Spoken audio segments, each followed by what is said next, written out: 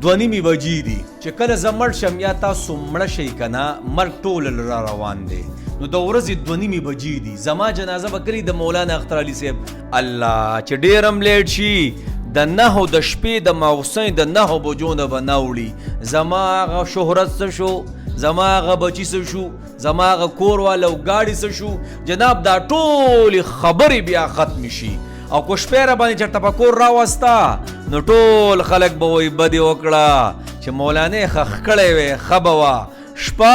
د مړي په کور باندې نه په ګور خوند کوي نو دوه نیمې بجې دي د ورځې او که زه مړ شم یا تاسو مړه شئ مرګ ټول له راځي نو زیاده سے زیاده جنازه به زموږ د ماوسین 9 بجې د دې د وجې نه د دې پای دنیا سره دومره محبت مه کوئ دا د ګنټو میلمه د انسان چې وفات شوي زیاده سے زیاده 5-6 ګنټې به ته په دنیا کې تیرې او چې د چا په کور شپه راشي